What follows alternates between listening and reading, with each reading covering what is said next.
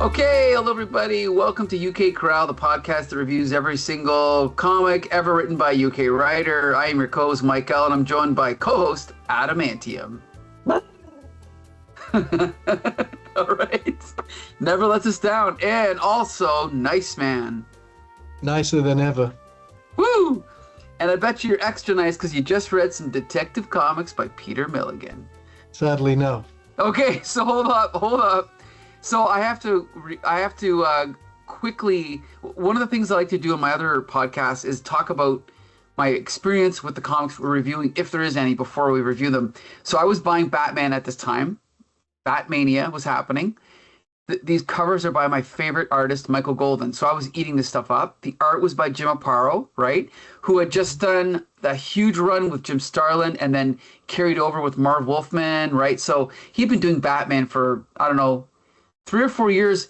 Then before that was Outsiders for 3 or 4 years. Before that was Brave and the Bold for what, 15 years? So he was a veteran at this point. Anyway, reading this run really stood out to me. And when we get to the issue where Batman supposedly loses his memory or doesn't know, the Batcave isn't there, that was the one that really made this run stand out. And I've always held it in high regard. And I'm going to save the rest of my comments for later, but it took me a long time, but I finally got every Peter David Batman comic. And this is Peter Milligan Batman comic. And this is the second batch we've read because we already did Dark Knight, Dark City. So before today, had either of you read any of these comics before? Well, I will speak up and say I did because for that last batch we read, I actually read from a trade that featured almost every single issue we're going to be talking about today. So I've already covered most of them. There was just one I had to catch up on. I did find out something about Peter Milligan, though, which is putting me at a little bit of a combative relationship with Mr. Milligan, because I was familiar with some works, but one thing I didn't realize was that he took up the reins of Animal Man after Grant Morrison left that run. Right. And I had a very, how should I say, cantankerous response to that. I was not the biggest fan of what followed up. Although you're following such an auspicious and such a seminal run, I don't know how you I can imagine to follow that up. Regardless, though, wasn't a big fan at the time. I'm going to save my thoughts on this till later, but I might be curious to revisit that to see what my feelings are, removed from consuming every issue Grant Morrison had composed for Animal Man. But yeah, I revisited these after reading them already earlier in the year. Excellent. Paul, had you read these issues before? At most, maybe browsed them. Browse them. Okay, browse them. Because the covers would have gotten my attention because the covers are great. So are you a fan of Jim Aparo? 1970s Jim Aparo, like with Spectre stuff. Sure. Some of his Batman stuff. By this point, no. Although the last issue that we will review, I thought was his best. I think, he actually peaked late 60s, early 70s, right? When he was inking his own work, that was his best. But I was still a fan of his by the late 80s, but he was slightly starting to decline around here. And he left Batman around number 500, whatever. I'm not sure what month that would have been, but he went on to do Green Arrow and then he eventually retired. But he's still one of my favorite artists. But let's just jump to these comics here. So these are all, except for one two-parter, these are all done in one issues, which I really like. This first one here, as we said, Michael Golden cover. The covers have almost nothing to do with the interiors, so they're just kind of generic Batman poses. Yeah. You can see my screen, right? Yes. Okay. Huge fan of this cover. Love it. I love the fact that he's on this statue on top of this building. It's just gorgeous. Anyway, so we're going to do these summaries we're not going to go page by page again, but basically this is a story that's worthy, you could argue, of the X-Files. Batman is investigating a bunch of crazy random crimes that are occurring, and as the story goes on, we find out through Batman's detective work that there is a guy responsible for it And what Batman figures out, because he sees a clue at the scene of one of the crimes, and that being grass, he does some investigation and he finds out that this is tied to an old Irish legend about something called hungry grass. And what it is it's basically, the way I understand it is it's grass that can it has like a mystical property of it can be used to get revenge by people, or kind of. And so this guy ends up using this hungry grass to force people in Gotham to do crazy things. And near the beginning of the story, there's like a huge list of, wear lipstick and sing Frank Sinatra. Everyone has to do that, or whatever it is. And he's basically doing it, I believe that you find out, to discredit Batman. Am I correct? I don't remember that part. I think that's why he's doing it. And that's basically it. Then he solves the crime and he beats the bad guy up, and that's the end of the story. Now, when this came up, it didn't blow my socks off, but what I did like about it is it was certainly something different and more creative than what I'd been getting from Marv Wolfman. And so for that reason, even though I'm not sure if I like mysticism in a Batman story, I really did like this issue. But Adam, I want to know what you thought of it. You do. Okay, yeah, Okay. sure. I have to say, and this will be a bit of a spoiler as we go through this, because while most of these are collected in a trade, we're basically reading an expansive run from Detective Comics, and I think the quality of the issues we'll be covering very wildly. I think this particular one might be on the lower end of what I enjoyed reading from this run, particularly because, as Mike stated, and going back to a previous episode, I don't really like mystical, magical elements incorporated into Batman stories, because that's not my preference. I like the more grounded realism, quote-unquote realism, of a man dressed up in pajamas like a bat going around punching clowns in the middle of the night. But still, for what they're able to do for the gritty street-level superheroism, that's what I appreciate about Batman stories by and large. It's not to say there hasn't been mystical, magical elements incorporated in storylines I've appreciated. But here I just feels a little bit too off and a little bit too, how can I say, superfluous. The story happens. No real impact is made with Batman. There's no great exploration of his character or psychology. And in the end, I don't feel like I get any better grounding of the characters depicted here, nor of Gotham as a city. So in the end, I felt like it was a serviceable one and done, but this is skippable as far as I'm concerned, which is a shame because I do quite enjoy a lot of the artwork featured in here. But while I enjoy it on a technical level, in terms of what's actually being depicted, it's somewhat humdrum. All right, nice, man. What's your take on this? Well, what I liked was the art of the splash page. This one, Hunger Grass, right here. That's beautiful artwork there by Jim Aparo. And that's it. Well, you're gonna have to get into what is it you didn't like about it? It's Irish Blarney. It's just a load of Blarney. Grass, magic grass, conjuring up images. Like, please, next. No. Blarney, absolute Blarney. My Batman, I have to say, which is not right, really. I should just focus on the issue at hand, as we were taught at college in Scotland. But my Batman is the Steve Englehart Batman, the Grant Morrison Batman, the Alan Moore Batman. Others don't do anything for me. Even Denny O'Neil, I thought, was pretty crap. I agree. I mean, this is mildly intriguing, but I think if it had been in the hands of one of those others I just mentioned, it would have been much more interesting.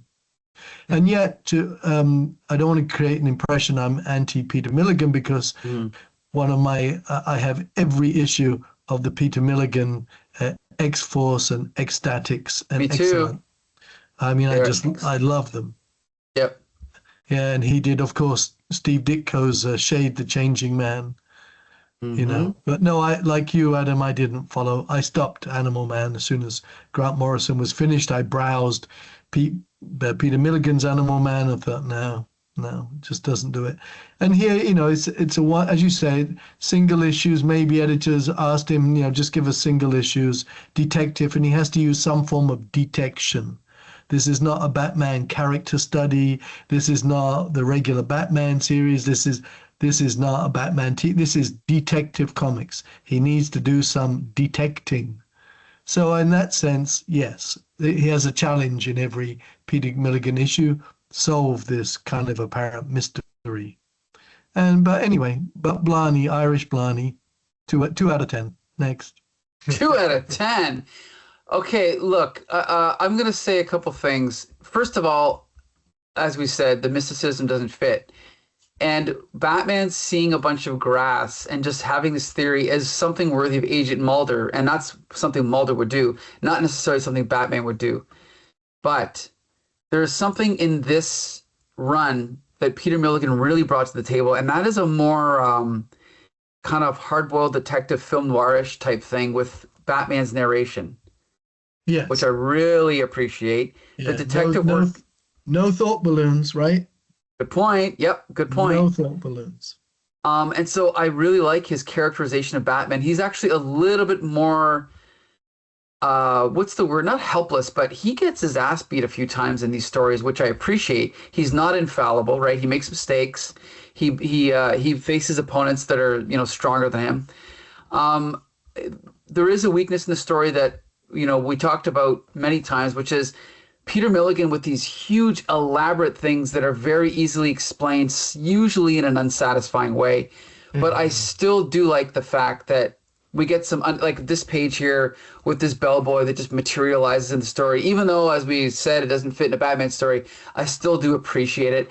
I actually really like the characterization of Alfred here.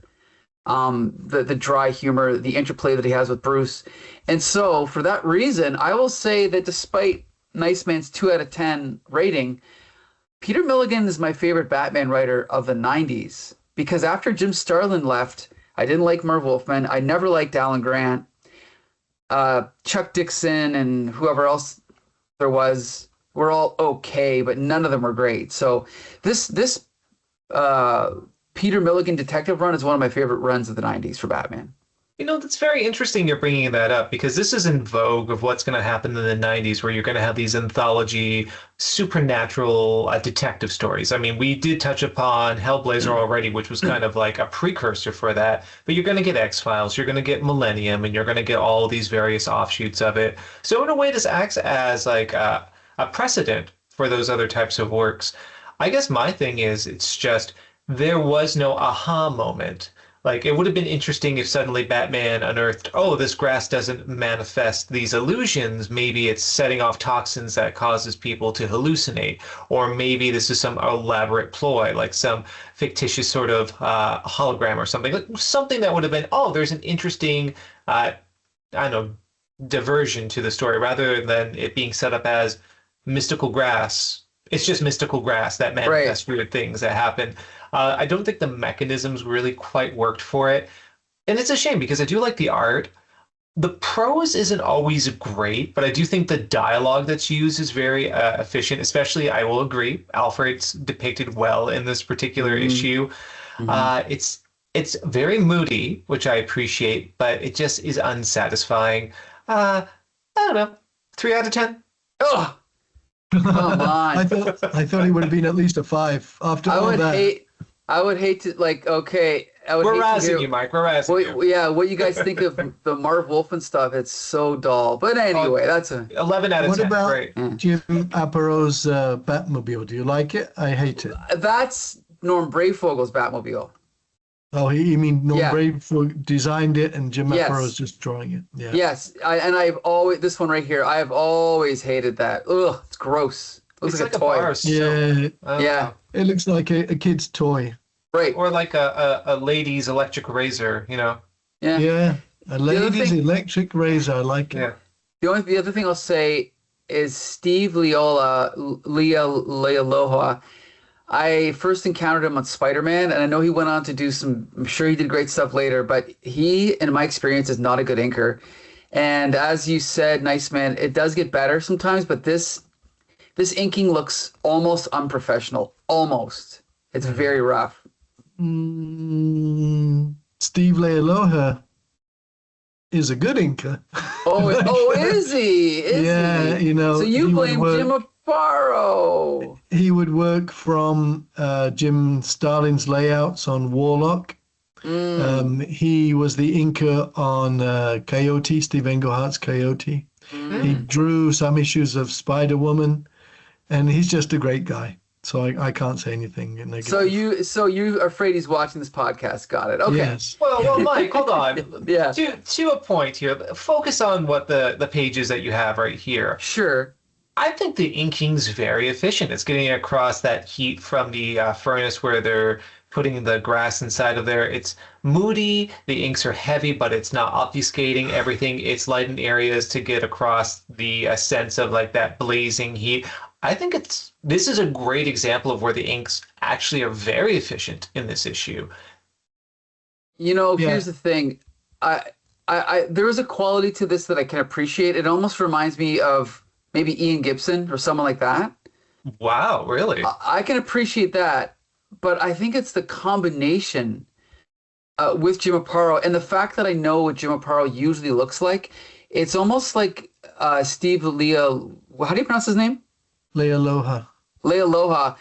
He's just flattening the image and he's making it too inky, like scratchy, I guess you could say. Not to say that there's no art, like this is a good page, like it's not bad. It's just that he's emphasizing, in my opinion, the wrong things about Jim Aparo's artwork. It could just be a bad fit. Just like Bill Sienkiewicz is a great artist, Sal Buscema is a great artist, but when they're paired together, their artwork doesn't quite gel. That's what I think. So who is the best inker for Jim Aparo apart from himself? Well, I was going to say Jim Aparo, but Mike DeCarlo is okay, who we'll see in a future issue of Detective. Honestly, beyond that, I can't think of someone because I only really know Jim Aparo inking himself and then Mike DeCarlo. I can't think of anyone else at the moment. Yeah, I can't think of anyone either. Okay, there you go. Okay, let's jump to the next one because we got lots to talk about. This is Detective 630 with another excellent cover. Batman jumping down this lighted stairway with this old woman like looking on fear, and the shadow of the banister is up on the wall here. It's amazing. I love it. You know what, Mike? This is my favorite cover of all the comics we're going to be looking at today. It has this mood to it. It's almost German expressionist, like something out of like Nosferatu that you're seeing with all that shadow work. It's great. And in fact, this is one of my preferred issues. So if you don't mind me giving a little synopsis of this. Sure. Okay, so this is not Two-Head. It's not Two-Face. Who is it? Why, it's Batman's greatest known nemesis, Two-Tone. Right. That's right. But essentially, this is an interesting book because the synopsis is essentially Batman is looking for a killer named Saul Stiletto Calvino, and he's escaped from death row in Florida and he's heading into Gotham. So basically, the authorities are talking to Batman. They're trying to work together to find Stiletto and get him back to Florida, where he'll be put back onto death row. But to complicate matters, this other gangster, this hitman called Two-Tone, which is basically a conjoined individual, for lack of a better term, he's there also trying to find Stiletto to put a hit on him. As the issue pursues, what we find is this sort of growing relationship as Batman discovers Stiletto, but also in protecting him, starts questioning the ethos of what he's doing. And this is the contrast I want to make between this and the previous issue. That issue didn't really explore the psychology of Batman or anything interesting of his character. This one, he's really questioning, am I doing the right thing? Yes, I'm capturing a contract killer, but he's just going to go on death row. Am I, in essence, killing somebody by doing this? And there's this conflict, of course, Batman's having with both Stiletto and trying to capture him, with Two-Tone, who's making all these attempts to kill Stiletto, but also this internal conflict that he's having over whether or not he ought to do the right thing. And then ultimately what happens is there is this agreement, and Stiletto and Two-Tone eventually, while they cross paths, everyone in the end comes into their own sort of resolution. In the end, Two-Tone is killed by gangsters months later for his failure to complete the job. Batman heads to a point where Stiletto arrives shortly after him, and eventually they both fall into the river at some point during this conflict. Batman saves Stiletto from drowning and gives him over to the Florida police. And there's this little, I guess you could say, a section at the end where it's alluded to the fact that he probably escaped and he probably will find his own means of getting out of death row again. But still, Batman's conflicted. Did I do the right thing? Is this the proper course of action to go on? And in the end, he concludes, I have to do what is right for me. But it asks a lot of questions about Batman and his role, and if whether his approach to crime fighting is right or not. So yeah, this paired with some excellent pencils makes for a great one and done issue. I really enjoyed this one. I'm going to save my comments, but Nice Man, I want to know what you thought of And the Executioner Wore Stiletto Heels. Well, the first thing is the in-joke, two-tone, because Peter Milligan's referring to the pop music of the beginning of the 80s, two-tone records, Selector and the Specials and so on, two-tone records, which we all loved, greatly loved at the beginning of the 80s, end of the 70s, beginning of the 80s. So I'm sure from that he got the inspiration for a villain named Two-Tone. Two-Tone, why? Well, they're Siamese twins, but one is white and one is black. I mean, that's kind of fun. In a way, it's kind of fun. But Batman, just, you made reference before about being a much more kind of vulnerable Batman in the previous issue. He's even more so here. He's way too weak.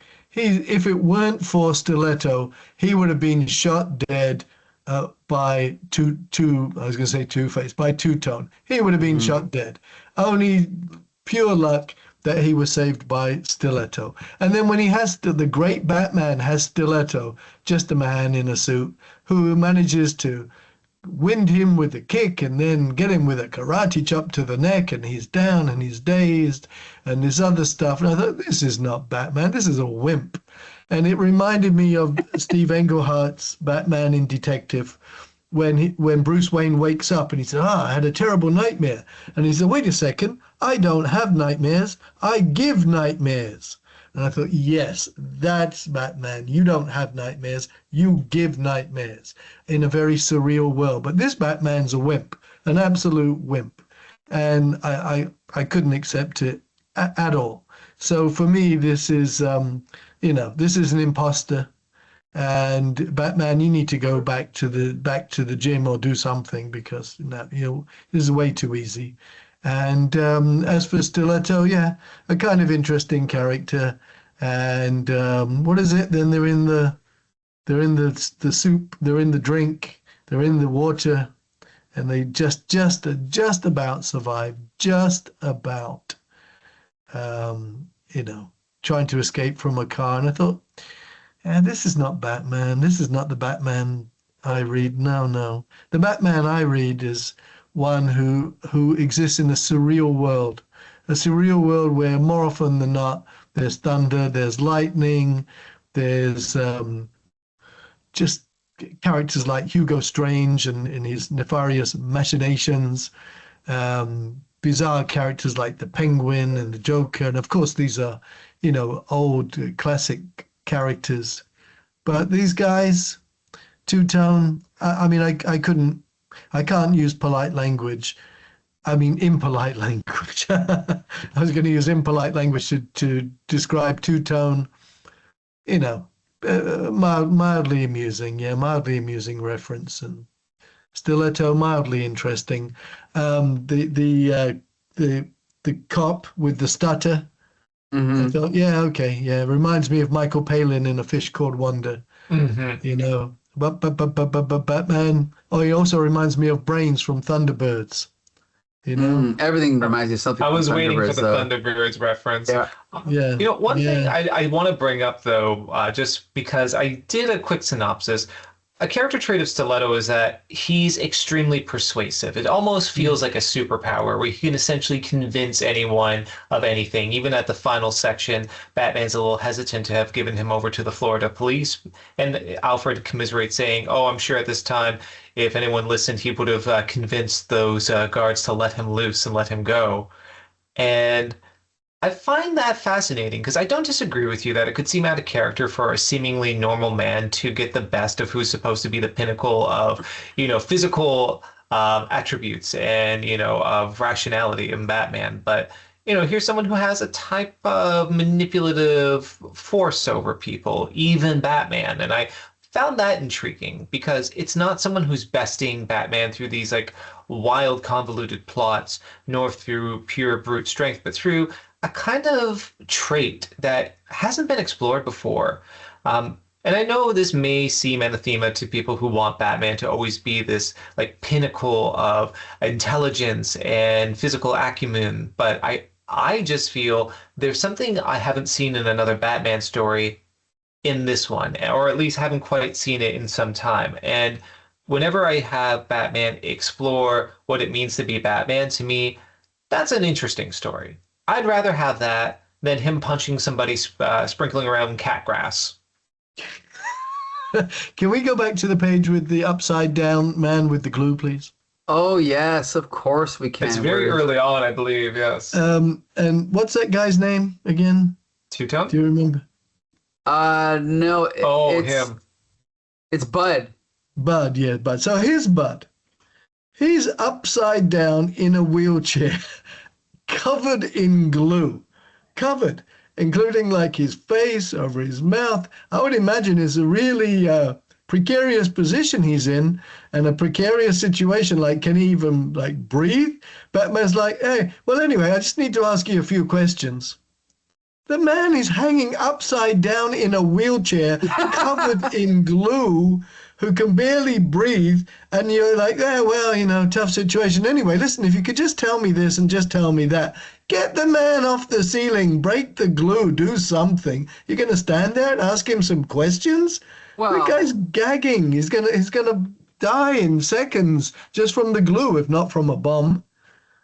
I thought, come on. I think Batman's used to using, rough methods to get information out of people. So, he's kind of just taking advantage of the situation. That's how I took it. Bud, if you can hear me, this is Batman. That guy wanted information about Stiletto, right? Batman, he's upside down, covered in glue. He can hardly breathe. I want you to tell me what you told him. Meanwhile, I'll call an ambulance. He's upside down, covered in glue. Do something. What's that? I'm sorry.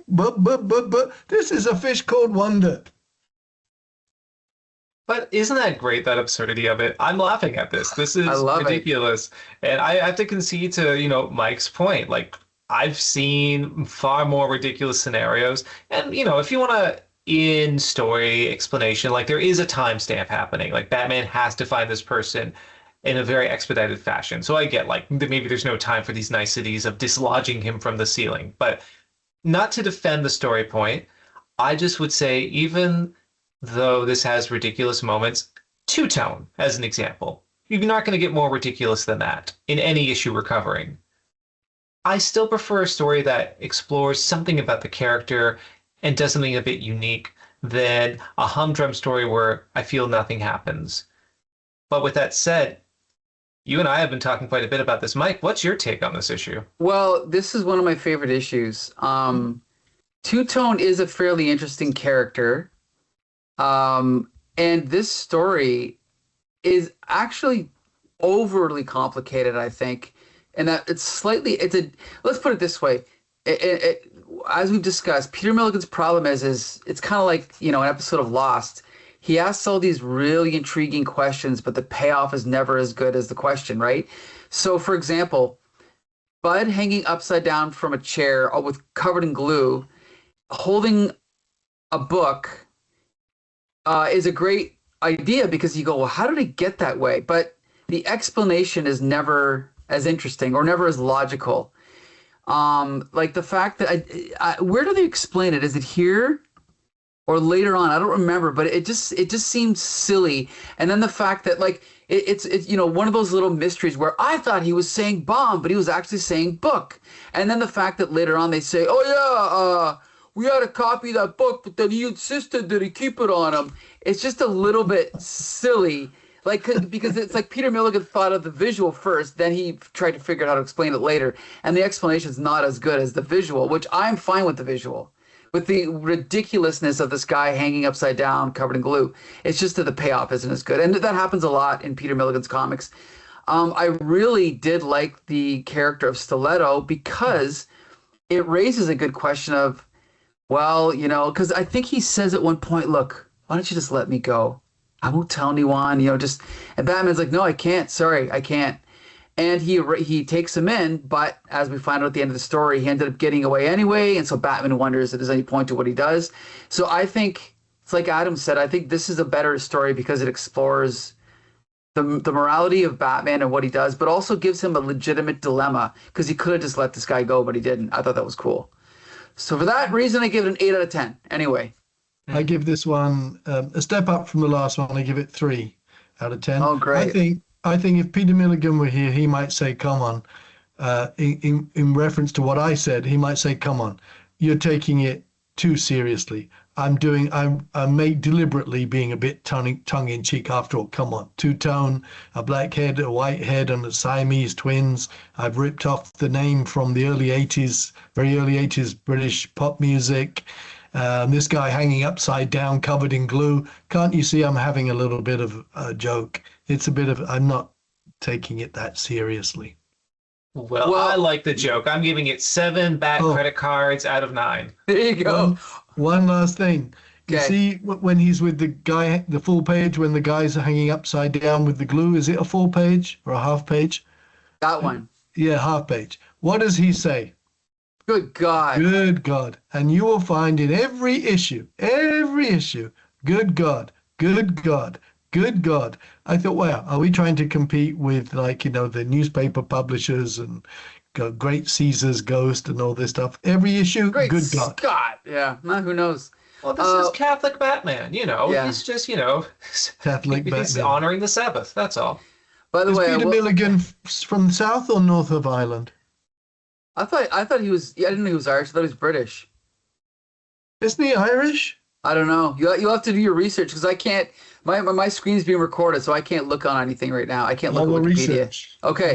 By the way, while you're researching that, the art in this issue is better. Mike DeCarlo is a much better, more appropriate inker for Jim Aparo, in my opinion. Adamantium, what do you think? Absolutely. I think this is some of my favorite art in the issues we're going to be discussing. With that said, I know we have quite a few issues to go. So while we look up the lineage of Peter Milligan, maybe we should jump to the next issue. Sure. Just because that's going to be the first of a two-parter, and this is the only two-parter I think we're covering today. Yep. Yeah. First, starting off with this brilliant cover, I got to point out, look at the body language of this guy here. Completely, his head is completely backward, like not backwards, but upside down.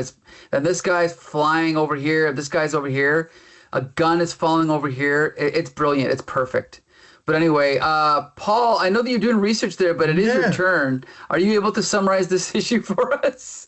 Yes, I will. Even though Milligan is an Irish name, he was born in London, but his lineage is Irish. Okay. Yeah. All right. Yeah, this is a two-parter. Now, this one mildly interested me because one of my favorite failed Marvel series of the 70s was The Golem by Len Wein and John Buscema. It only lasted a few issues, and when they suddenly stopped it, they said, they'd screwed up. They realize when they've got a failure and they're just going to stop it, bang, just stop it dead. But I liked it. It taught me something, which I always appreciate in a comic book. It went into like Jewish folklore. I thought it was interesting. I learned about the words emeth and meth. One of my friends from childhood, who's still a friend of mine, his last name is Meth. I thought, wow, now I know his name means death. I never knew that before. So I thought the Golem of Gotham was interesting. So it's about an elderly Jewish man who survived the Holocaust, and one way he survived it was by betraying a Jewish friend of his, and that got him spared by the Nazis, and he's always regretted it, and it's haunted him and plagued him. At the time of the Nazis, he and his friend were trying to fashion this Jewish mythological creature, the golem, from clay. You get the clay, you make an incantation, lo and behold, you've got a golem. You put the words on his forehead, Emeth, which means truth, and he's a savior and protector of the Jewish people. And so here we have this very elderly man, and he's doing the same thing again now because he sees the same thing happening with racism, bigotry, kind of resurgent fascism, Nazism. And so this time with the clay, he succeeds in creating a golem. So that's all good, right? Because now the golem can actually protect the Jewish people against this rising fascism and bigotry. But no, because the golem sees everybody as Nazis. It can't distinguish. So the golem just lashes out at even innocent people and could even kill innocent people because from the golem's perception, these are Nazis. Quite why that is, we're not sure until later on when we learn that this particular golem is infused with like the spirit of his friend that he betrayed to the Nazis in the 30s. And so Batman tries to put a stop to this and is shocked to discover the figure of the golem, because this is no ordinary supervillain. This is not a supervillain. This is a creature made of clay, but it's not Clayface. This is a whole hulking body of clay with the letters EMETH across his head, which Batman at the time doesn't remember what they mean. And I would think many people, if they don't know Jewish folklore, and I guess most people who are not Jewish wouldn't, why would they know what this means? When I saw these letters in that comic book in the Marvel comic book in the 70s, I knew that my friend's last name was Meth, M-E-T-H, but it never occurred to me that somehow could be connected to an E-M-E-T-H. Mm-hmm. So I didn't even think about it. So that's it. That's it. And at the end of the first of the two-parter, the golem is unveiled to the shock of Batman, as in, what have I got here? What am I facing here? So that was definitely intriguing. And then we go on to the second of the two-parter. Well, we're not going to jump to that yet, are we? Oh, we're not going to. Okay. No. Let's just quickly talk about this one. Yeah. Once again, this is an X-File. There is an episode of X-Files with a golem, and again, not quite appropriate for Batman, but I still appreciate Peter Milligan, rather than just having Joker rob a bank or something. He's at least trying to do something different. So once again, he goes into mythology, you could say. And it's an interesting idea that ties into politics and current affairs. And so, I mean, again, the execution is not perfect. It's not fully realized, but I still found this whole concept really interesting. And of course, there it was great. Adam, what did you think? I'm psychoanalyzing myself right now. Okay. I'm trying to figure out why the mystical, magical elements, the folkloric elements of this don't bother me, but they did in that initial issue. Mm-hmm. And I think maybe because that was so focused on the mystical or the magical in that story, where that was the linchpin of it, to marvel at this plot device that Batman's going to have to navigate through. Whereas the golem is more tertiary. The main conflict is what's happening with this rising tide of these neo-fascists gaining prominence in Gotham, and Batman struggling with them. And the conflict, very similar to what we saw in the previous issue, where Batman is struggling with his ethos, if he's doing the right thing or not. Here, it's now this elder Jewish individual that's contemplating, am I doing the right thing? Can I make amends for what was done? Even though I'm a victim myself, what culpability do I have? in this horrible act. And that's very intriguing. So much so where I don't think the mystical folkloric elements even bothered me because it was just strong storytelling and a very interesting concept to deal with. It's on one hand, it's a difficult issue to talk about considering the subject matter. And another, it's very engaging because I feel stuff has been done very respectfully. The research that's been done to actually talk about the folkloric golem and these rites are actually very spot on for what happens within so much mysticism in Jewish culture from my research I've done on it myself. And I thought it was really well done, highlighting a type of folklore and culture that normally would not be presented as prominently in a comic. I thought the penciling was very dynamic, was well done. Sometimes I think when you have these right-winging fascist representatives in comics, it can be very cartoonish. It can be mustache twirling to the point where it seems unbelievable. But there are motivations given to these characters entering into these fascist groups where you see they're not in the right, but there is an indication of why they're doing this, the fear they have, the insecurities they have, which gives them a lot more characterization than what I'm accustomed to in a standard superhero comic featuring just your generic fascist troops and your Nazi stand-ins. No, I was pleasantly surprised by this issue, and I think it was very well executed. Yes, I'll agree, and I'll say more about it when we get to part 2 to conclude it. But I really did like the depiction of the golem. The only thing I'll say about the golem is that Jim Aparo, like many artists, has a tendency to draw everyone looking kind of the same. And so this depiction of the creature here, it is good, but it's also a little bit, what's the word I'm looking for? I don't want to say generic, but he's not as monstrous as he could be. He kind of just looks like a typical Jim Aparo face with mud on top of it. It's funny because with the crumbly hair bits, it's almost a little bit like Marvel Comics Sandman. Yeah, you could say that. Yep.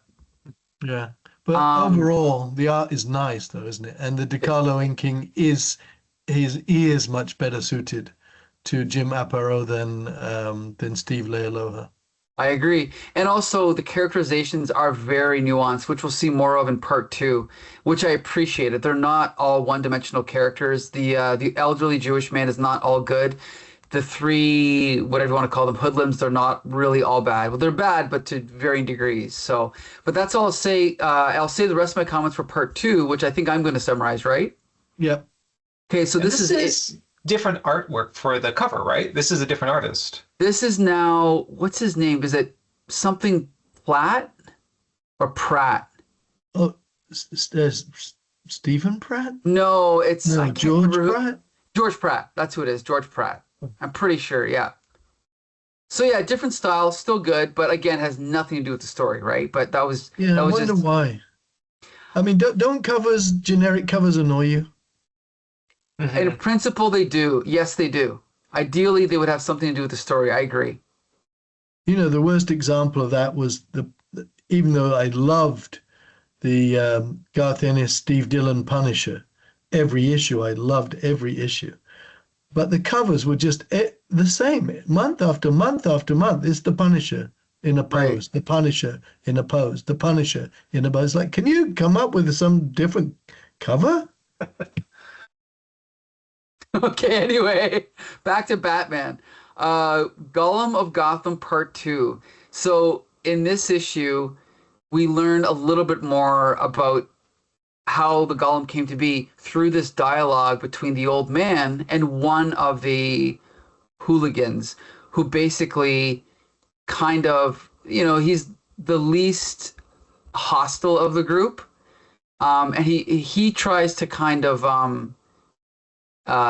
appeal to this guy, and as the story goes on, we kind of find out that this old man is actually pretty ruthless with his intentions. Batman, through the course of the story, figures out what's going on, and then we get some other things mixed in, like I really like this. Here is where Batman sees a clue that ends up not really being a clue, but ends up helping him anyway. Because in the story, one of the bad guys forces the old man to spray paint a swastika on the wall.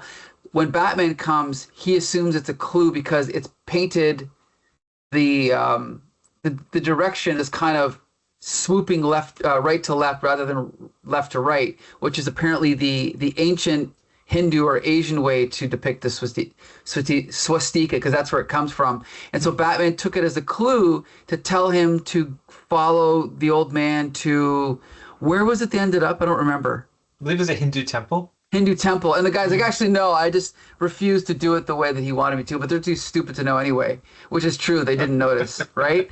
So anyway, so the Golem ends up coming, and Batman, the wimpy Batman that Nice Man was talking about, is fighting this Golem, can barely get, a punch in, and ends up bataranging the Golem to this Hindu statue that ends up knocking over the Golem, but also hitting Batman with some debris. And it's kind of funny because in the midst of all this, one of the bad guys is like basically begging Batman to help, which is, I thought, was kind of funny. Batman then tries to convince the old man to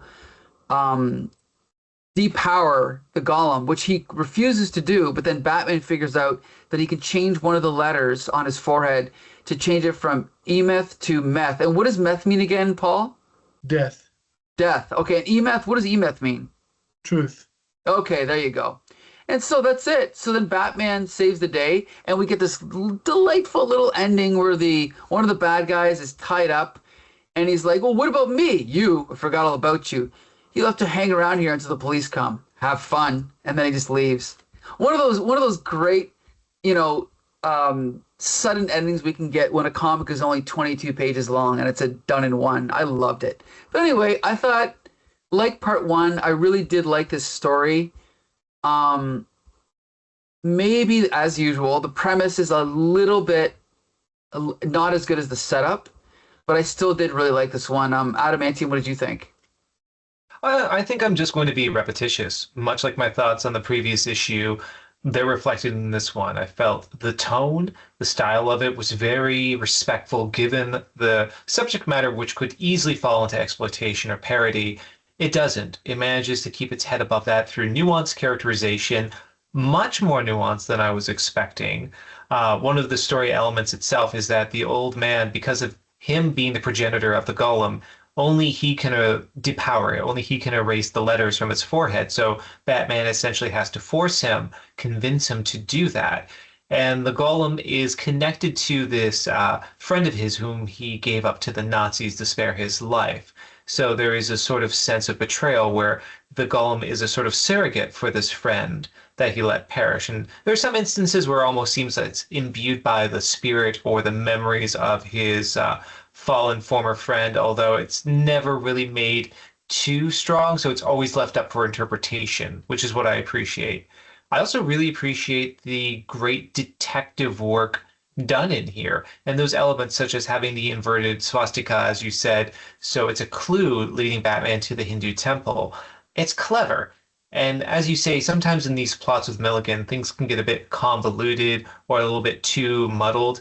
This one was a very clear-cut and clever point for Batman to do some real detecting in a very discernible way without just performing a logical jump and going, "Well, I'm the world's greatest detective. Of course I figured it out." And yes, is he wimpy? Maybe. But maybe I like a wimpy Batman, because so far I have appreciated this depiction of him. No problem with the mystical, folkloric elements of it. I thoroughly enjoyed this. I think after my friend Two Tone and Stiletto, I think this is my second favorite of the issues we'll be covering. All right, Paul, what do you think of this one? The wrap up.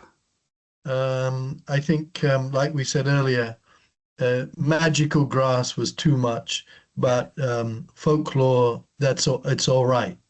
Okay. It's all right, because they're very, very different. Because it is rooted in Jewish storytelling, Jewish mythology, creating a golem to protect the Jewish people, in when they need to be protected, and made of clay. That's all right, but grass on the ground, creating all kinds of stuff, no. Not as interesting. No, just I mean, the first that early one is like magical. This is more based in mythology. It's okay. We can go with it. DeCarlo again is the the best inker for Aparo, so that's good. It's a two-parter. It covers various themes. Batman's not too wimpy as he was in the other issues. There's nothing silly such as a upside down wheelchair covered in glue. So yeah, I liked it. It has some depth. It has some substance. The artwork's good, and I think the writing is pretty good. So for me, 7 out of 10. That's a big jump. By the way, I should point out the Hungry Grass is based in actual Irish folklore, so it is a real story, a real Yeah, thing. but it's grass. It's not clay. Okay. Yeah, Okay. one's That's all grass, the difference. one's mud. There's a big difference. I Oh, give this 8 mud clumps out of 10 myself. I there really you enjoyed go. this. All right, all right. Okay, so we've said enough about the Gollum two-parter. Let's jump to. You know what? Mike, you really want to do this one, don't you? I want to do this one. Do you guys mind if I do two in a row here? Okay. No, go straight ahead. We're just Okay. sitting back having a glass of wine. Okay. This is Detective 633, and we got another great Michael Golden cover. Batman jumping off of a ledge of a building. It's brilliant. This is the issue, like I said, that when I read this as a kid, this really made me take note of this run and maybe look up this writer, Peter Milligan. The art is not by Jim Aparo, it's by Tom Mandrake this time, who I know from the Shazam miniseries, as well as I think he did Batman in the early 80s, I think, as well as some other things, but it doesn't matter. In this story, Bruce Wayne wakes up in the Gotham River and can't figure out how he got there or what's going on. He just knows he's got to make his way back to Wayne Manor. So he gets back to Wayne Manor and notices that Alfred is acting a little bit funny. Alfred is confused by some of Bruce Wayne's questions, but Bruce Wayne's like, oh, whatever. So Bruce Wayne decides to take a shower. And then when he gets out of the shower, he wants to go check in at the Batcave. But when he gets to the entrance to the Batcave, he can't. The entrance is not there. The secret way to get in is not there. I can't remember if it's a button or whatever. But he's like, that's weird. How come I can't get in here? So then he goes and finds Alfred and said, hey, what happened? What'd you do to the Batcave? And Alfred's like, what are you talking about? Batcave? There's no Batcave. So then he goes, okay, well, you think there's a Batcave? Well, I'll show you the basement. So he lets him down. And as we can see here, the basement is just like any old regular basement in a mansion at that time period.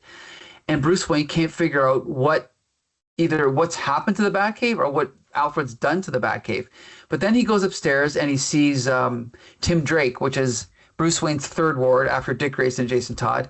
Tim Drake is playing tennis, playing around in Wayne Manor, and Bruce Wayne's convinced that he's dreaming, so he asks Tim Drake to punch him, and Tim Drake punches him, but it doesn't wake him up from the nightmare. So he's like, okay, look, I don't know what's happening, but I mean, I know I'm Batman, and I don't know what's got into you two. And Alfred says, really? So he turns the TV on, and he goes, look, there's Batman right there, live TV. So you're obviously not Batman, because there he is. So then Bruce Wayne gets into another, not the Batmobile, but like one of his cars, Bruce Wayne, and he goes down. Now, this is where it gets even more interesting. He goes down to this crime that's happening, and he tries to intervene. And right away, we get a hint that something's not up because he's not as nimble and as strong as he expects himself to be. But he ends up going into this, what is this called? Not a heist, but like a hostage situation in this store. And then the real Batman shows up, and they both sort of take the bad guys down. Then Bruce Wayne and Batman end up having this fist fight, and Batman ends up getting away. Bruce Wayne is left. Or no, so Bruce Wayne takes off. And he still can't figure out what's going on. So then he goes back to the Batcave and he notices that there's a little corner of one of the Bat computers showing through. So then he realizes, so Alfred must be tricking me. That's what happened.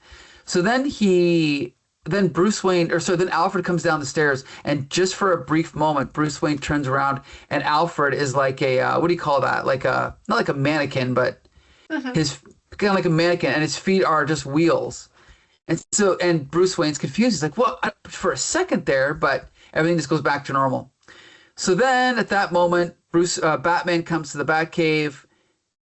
And then on page, what is this, 21 of a however many 23-page story, we get the twist.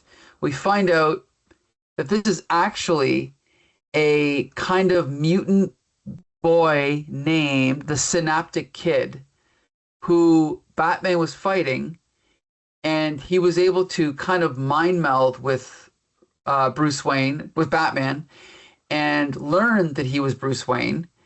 And so then this is a fast-paced story. Within the next page, he's on a talk show explaining this to someone about how basically the Bruce Wayne my mind in its bad delusion thought it was a Bruce Wayne who wasn't Batman. Brilliant, eh? But of course, there's another twist, and that's that even that is all in the Synaptic Kid's mind, because he's actually just in a bed in Arkham Asylum, locked up. And unfortunately, he'll never be able to speak or move again. And that's the end of the Synaptic Kid. And once again, the payoff is not quite as good as the setup, but this is probably my favorite issue of the whole run. I absolutely love this setup. And I'm going to save Paul for last because I'm worried about what he's going to say. But Adamantium, what did you think of this issue? Well, I'm going to pick your brain a little bit because I believe there was an episode of the Batman animated television show that had a very similar plot. Yes. And it wasn't the Synaptic Kid. There was another villain that made it responsible, but basically created this hallucinatory world where Bruce Wayne never became Batman. And he remembered that, and yet he was in this seemingly idyllic world where his parents were never murdered. He was still a millionaire and a playboy. Alfred was there as his companion, and yet, yeah, there was this mystery of, well, what's this world like without me as Batman? Who am I?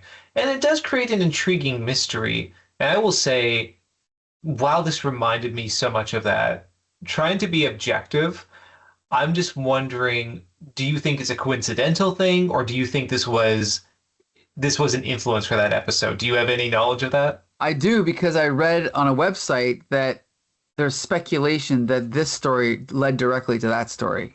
Okay. I like the animated episode more than this one. I think the payoff was a little bit more satisfying. This was still very intriguing. And again, while I think there has been a flux of issues and stories like this after this one came out, I don't know how many there were like this at the time or before this, which I found very intriguing. I like the mystery. I like the setup. And again, it does explore Batman's identity. What would Batman do if he wasn't Batman? What would he do in this world that's seemingly perfect for him to exist in? And yeah, I found that element intriguing. I thought the art was dynamic. The Synaptic Kid is a weird kind of deep cut as an adversary, one that almost feels like something that Grant Morrison would write, going to the deep depths of some obscure character in the DC lore. But in the end, I quite enjoyed this. I liked the artwork quite a bit. I found the story pacing maybe was a bit too quick. I would have liked it fleshed out a bit more, but I still was satisfied with it. All right. What about Nice Man? What'd you think of this one? I preferred the early 60s Mysterio story in Spider-Man, Was it the same concept? where Spider-Man thinks he's going crazy, and he tries to go to see a shrink, and the shrink is really Mysterio, and it's all Mysterio. And I just prefer Mysterio to Synaptic Boy. The art is interesting. I think that Tom Mandrake did a good job. Mm-hmm. But in terms of, would I buy this issue? No. Oh, I would. I'd buy it and buy it again. The thing about this issue is, even though, as I said, I'll admit that the payoff is not as good as the setup, this is a very rare, not just Batman comic, but any comic where from page one, I am so pulled in that if I were to, let's just say I had this comic and I was driving home from the comic store and it's a red light. Let me just open up page one and just glance at it. I would be like, okay, I got to pull my car over. I cannot drive home until I find out what happens in this story. And so for that reason, that is why when I was a kid, it pulled me in, because it was so rare to find a comic like this. Mm-hmm. Even today. Go ahead. Oh, I was just going to make a comment about Nice Man's comparison because I do agree. I see a lot of similarities with I think it was the Menace of Mysterio was that initial story he was introduced in, Mm. and that was very similar. Except in that one, we knew from the get-go who Peter Parker was, who Spider-Man was. This one is different. It's not that there's another Spider-Man out there and is engaging in the mystery of who could possibly be this alternative Spider-Man, even though the title of the comic is The Menace of Mysterio. So, it's Mysterio. Here, you actually do not know quite what's happening. And if it wasn't for me having exposure to that episode that was very likely influenced by this particular issue from said animated series years back, I would probably just be enthralled in not knowing what's happening with this. And there were subtle touches I really enjoyed about this, particularly as Mike mentioned, when Bruce Wayne is trying to intervene in this or interfere in this heist. And he's taking a grappling hook and he's trying to scale the buildings and he's realizing, oh, he's not as nimble nor strong as he's accustomed to being. And that's because, well, if he wasn't Batman, all that acute training and physicality he performed for years would not be present for him. So he wouldn't have that same physical prowess. It's small details like that I actually quite appreciated about this story. I will say, in agreement with something Nice Man said, the Synaptic Kid is, or Synaptic Boy, whomever it was, the Synaptic Child, not a great payoff in terms of who it was. It's kind of a lackluster villain. But at the same time, that's kind of clever. It's not some Hugo Strange, or it's not some other, like, well-known toted bat villain who's doing this. It's like this strange, bubbling mutant kid who really on the surface should not pose any threat for Batman or Bruce Wayne at all. And the fact that he is this one who could usurp his identity makes it deliciously ironic at the end. I actually quite appreciated that and the weirdness that happens. Again, also very X-Files or very Twilight Zone or Outer Limits, whatever sort of like anthology mystery horror thing you want to pull up as a reference. But yeah, I think I have to go with Mike on this one. I give it a 8 Synaptic Kids out of 13. There you go. There you go. There you Well, go. I mean, it is well done for all the reasons you said. The art is good, and it does have great intrigue because you don't know from the beginning. It doesn't say the menace of Mysterio and all this stuff. So it is good, but it's just not my cup of tea. Yeah, I have to give one extra shout out to Tom Mandrake because he really does do a good job in this issue. The shadows, right? The texture is just great and really fits the story. He's very, very creative with his panels. But anyway, I think we only have one more, maybe two. No, this is the last one. One more, yeah. All right. So I guess between Adam and Paul, I'm going to guess Adam would rather do this synopsis, right? I mean, if I'm being told to. You know, Adam, let's go for a 2-in-1. There you go. Let's go for a two-tone. 2-in-1. We're going for two-tone. Adam you and go. I we're Siamese twins. Yes, there you go. So first of all, the cover, isn't it by Kevin Nolan? Who is it? No, it's Scott Hampton. Scott Hampton, yeah. Yeah, it's a nice cover, isn't it? It's pretty good. But what is it telling us? Batman's Nothing. being hit by a nuclear blast? Yeah, nothing. But nice cover. Striking. Mm-hmm. So let's see, where are we? Oh, there's some Adam. Oh, of course it is. Oh, well, it's a military base, isn't it now? It sure is. And there's it appears a juggernaut inside of there. No, joking aside, there's this person invading a military base. His name is Walker, and he's taking out this apparent metahuman from the military base who's given the name The Bomb. And that's how the story initiates, where the bomb is taken by Walker and Batman is assigned through the military to help them retrieve the bomb from Walker. I'm going to keep saying their name like that, just so you know. Okay. I apologize for Sure. nothing. The Batman investigates a explosion at a bus station that has killed 30 people. So as you can imagine, creatively, the bomb is named because they create explosions, and they are essentially a living weapon. And this is the danger of them being on the behest of this free agent Walker, and that's why the military wants the bomb back in their possession. So Batman is investigating this explosion at the bomb site of the bus station, and there's seemingly a trail of explosions being left. At first, Batman and his military cohorts are assuming this is further attacks, but Batman deduces, no, this is a trail. Someone's leading me somewhere, and he follows said explosions to discover the bomb in a deserted print shop. And after helping the bomb escape from this contraption, there is a reveal. And the reveal is the bomb is quite the bomb. It's a lovely young lady, actually, a metahuman. Well, And very, very subtle. very subtle, yes. Since this is a two-in-one, I'll let you take over, Nice Man. Well, let's hope I can, meet your standard, which I probably can't. But yes, now talk about twists. This is an interesting twist because the bomb is a bulky character, encased in this kind of armor. So we're expecting a kind of Cain Marco type character inside or something else inside. And we discover, no, it's just a teenage female, and black female teenager, which is, especially at the time, a little bit different, I think, from when this came out, from what the usual would be, probably white. And it just completely turns the entire story on its head, because now, instead of regarding the bomb as this is this issue's villain and this is the big problem, no, this is not the case at all. It's turned on its head. She is a victim. She's an innocent victim from an orphanage, so she doesn't have parents, has this disastrous capacity or ability, and she's being exploited and abused. And now Batman has to try to rescue the bomb from the real villain, which is the military guys, which is a bit stereotypical.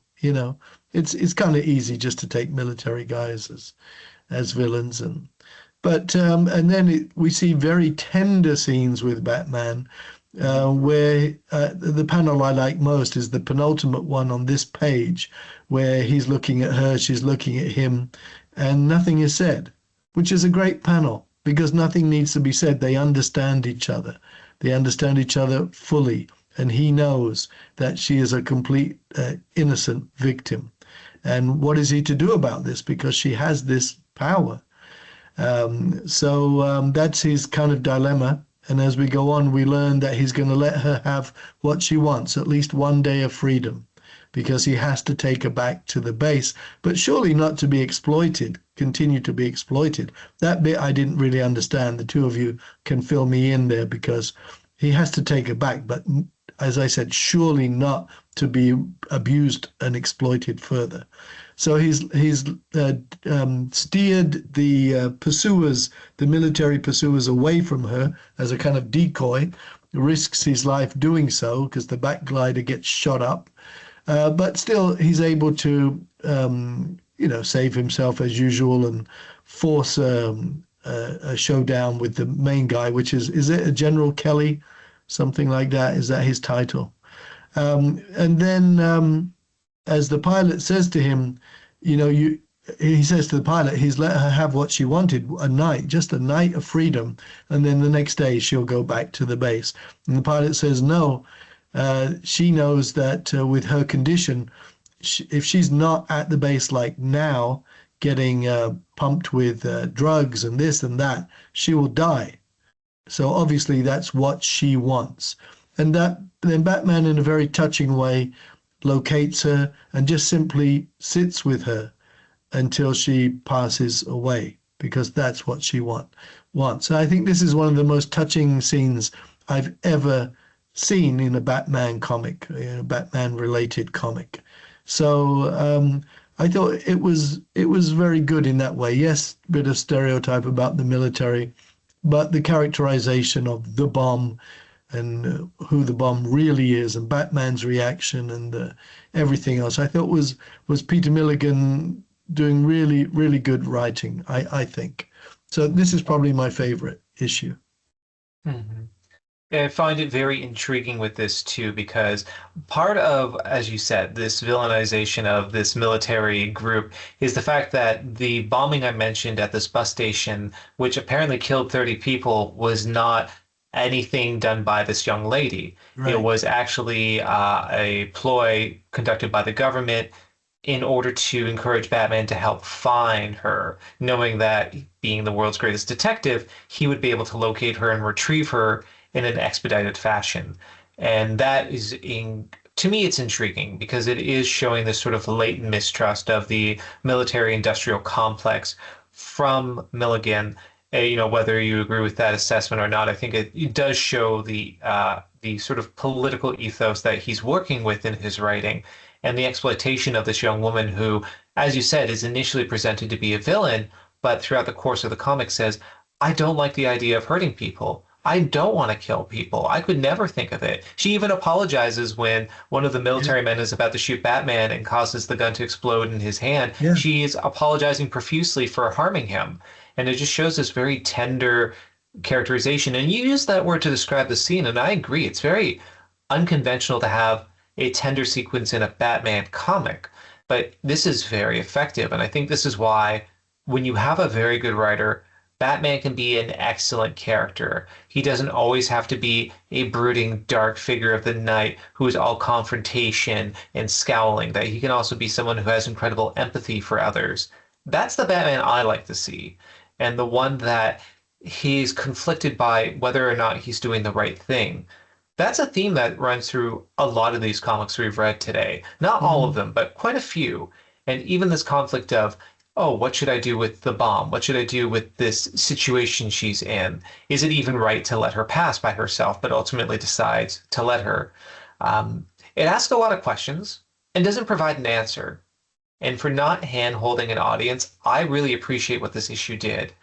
It's a bit of a shame because I do like Aparo's artwork, but I don't think this was the strongest of their art. In fact, I think this might have been my least favorite of the comics we've read in terms of the artwork in general. Hmm. But I'm not quite sure why. Maybe it's not even the art. Maybe it's the paired with the inking or the coloration I just didn't really much care for. But an incredible story with quite a bit of profundity to it at the end, showing that Batman can be much more than, again, a skulking figure in the shadows punching psychopaths, that there can be a lot of humanity in his stories. So yeah, I'm really glad we read this one. My incessant use of the bomb withstanding, I really enjoyed this issue. Yeah, it's funny because it's almost like I keep changing my pick for favorite issue, but this might be it. It is a great, first of all, the bomb is obviously an analogy, like she is a nuclear bomb, but it's also an analogy for the actual nuclear bomb and the way that her character is manipulated by the government. Even just the way that she herself is not evil. She's not, like you said, that she was apologizing for whatever harm she might have caused to that one guy. I thought that was really interesting. And the revelation that she's a woman. And like Paul said, just the detail that she's black is not something you'd expect in 1990. So I thought that was interesting. She's also younger, making her more innocent, right? And even if there are some flaws in the story, I think Peter Milligan was, again, dealing with things that the average Batman read at the time would not have even thought to deal with. For that, I think it's great. Now, this whole ending sequence, like this last third, where he gets to know this girl, they're sitting together, having this moment on the river or the lake is incredibly. It's very well drawn. Like you said, the silent panel of them just sitting together is great, and the fact that she convinces him to let her have this one day to herself is great. The fact that he does it, then when he finds out that she did lie, right? Like she didn't know that she was going to die, right? I So think she was aware. She Okay, did, yeah. so she did lie to him, but then the fact that he goes back and we have this great moment. I could feel the bomb in my head going to hold my hand, won't you? I think I'm a little scared, Rebecca, and the comic ends on a question. It's amazing, and then we just see this extreme long shot of Batman sitting with Rebecca. It's incredible, and it also reminds me of what can be done in only 22 pages. And I wish there were more comics like this, that could be done in 1 and 22 pages. It is possible. Mhm. And I think this is a great example. Well, we brought up I brought up the Batman animated series for the previous issue, I believe it was. And this is also highly reminiscent, I think, of the final episode of Justice League Unlimited, which was a kind of like flashback episode where it showed one of the last cases Batman ever worked. And it was with the superpowered girl who had these reality warping capabilities. And he sat by her while she died in a park. Yep. And again, like the themes I'm noticing here, not direct adaptations of these stories, but so many story beats and so many elements that would be lifted for these very iconic episodes of a very iconic animated series. To me, I think this speaks of the legacy of Milligan. When I said earlier, I'm changing my mind a little bit about rereading the Animal Man run that he conducted. I think I was so blinded with my reverence for that writing that we had before. There is something to this. There's something profound and something very moving about so many of these stories that I do want to go back and give that run another shot because there's a lot of depth to these stories. You know, whether or not this is your Batman. And I think there's never going to be a perfect Batman. Every one of us has a different idea of what the perfect balance of intelligence, prowess, and vulnerability is going to be for our ideal Batman. And there's all going to fluctuate and deviate. Even in singular runs, I think sometimes from issue to issue, we'll have deviations of that. I always appreciate something that explores Batman's character, and these issues really have. And aside from maybe the initial grass issue, no, I think this has been a really good run. I give this 13 bombs out of 20. Paul, did you give your opinion on this one yet? Yeah. Wow, Okay. my words are so soon forgotten. No. I just forgot. I just want to make sure. I said that probably this is my favorite. Oh, right. Okay. Yeah, I think it got better as it went by because I liked the Golem one as well. Right. I just wasn't really into stiletto and two-tone. I wasn't into the Irish grass thing. I wasn't into upside down wheelchairs covered in glue. You know, things like that. But these I enjoyed more. I mean, still my favorite Batman, as I said, is the Steve Englehart Detective with Marshall Rogers. That nothing beats that. I always love the look of the Neil Adams Batman. And what other Batmans do I like? Steve Englehart. What did I say? Grant Morrison's Batman was also very, very, very compelling. But I mean, these are still enjoyable. You know, I tend to think that nobody does better one and done issues than Alan Moore. Of course. But, you know, I mean, yeah, I mean, if you just want some, I mean, how much did this issue cost back then? Like $1 or something? $1.25. Right. Yeah. It's worth it. So yeah, I mean, it's okay. I mean, it's, you know, yeah, I mean, it's good. We can see it's good. I mean, I wouldn't really seek it out. And I'm guessing from everything Adam said, he's not a fan of the Frank Miller All-Star Batman. Not particularly. With Frank Miller, Jim Lee, which I love. Oh, no, not a fan. I'm a fan of Year One. Absolutely. And Dark Knight. One last thing, two things I'll say. I noticed every single one of these characters in all these 6 stories we read, I don't think any of them come back. Right. We don't see Two-Tone. We don't see Stiletto. We don't see Synaptic Kid, whatever. So it's just kind of interesting because it's frustrating because in a perfect world, to me, every Batman story would be done in one.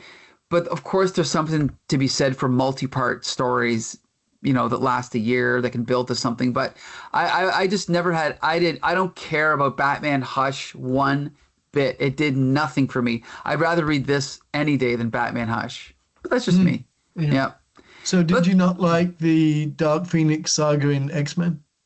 Oh, snap. Nice Man got me. Yeah, of course I liked it. That's an example of a, like the Claremont Byrne run is a great way to, if you go to the beginning, I mean, you could start at X-Men 94 and it's one continuous story for like 3-4 years. So that's obviously the right way to do that. But I just think Batman's a different kind of character. Like X-Men lends itself to soap operas and Batman lends itself to done-in-one stories, I think. Well, Did I you also not just like- want to go ahead. So did you not like the two-part Joker in Detective by Steve Englehart, Marshall Rogers? I did, but it's been many years since I've read that. I don't remember. I'd have to reread it. On our just wanna Steve point Englehart out- podcast. Go ahead, Adam. Yeah, the Englehart cast, yeah, when we do that. I just want to quickly point out one of my contemporary issues with a lot of current runs in DC Comics is that things feel so like underbaked. You know, it's a recipe that everyone's done over and over again. It's the same story. It's just a different permutation of, oh, Batman's fighting the Joker again. Batman has this, shadowy organization he's fighting again. I know a lot of people liked the Court of Owls storyline. I didn't care for it because I found it was very repetitious of previous stories I had seen with Batman. And not to say anything against the merit of some of the art or writing in it. I just want to say with this, these are stories that I don't think Batman stories had quite reached before, or the types of narratives that weren't explored before in Batman comics, showing that you can have originality and you can tell unique stories with Batman as a character without just relying upon the trope of the Joker escapes or the Penguin's running a nightclub and it's just the same story beats we've seen before. I like when authors can explore different aspects of a character and reveal different things. And even if this isn't your ideal Batman, this is still an exploration showing, but maybe the writer that writes the Batman you like won't have to rely upon those same tropes. We don't have to do the Joker's out and he's insane again, or Batman's fighting his dad from another dimension, or whatever ad nauseum. Right. Here, just original stories of what is in this rich world where a Batman exists.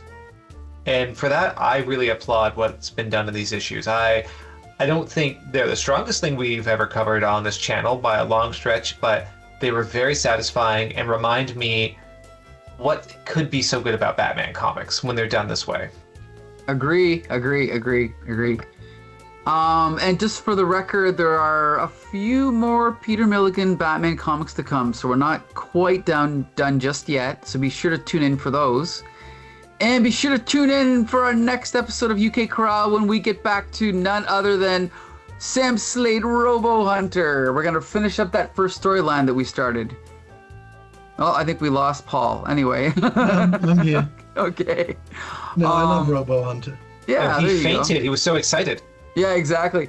So yeah, be sure to join us next episode and every episode of UK Corral when we cover every single comic ever written by a UK writer. Also, be sure to watch Tape Crusaders and Laser Brains, which cover movies as well as the Comic Book Syndicate movie reviews. And I want to thank Adamantium and Nice Man for joining me. And until the next time, see you later.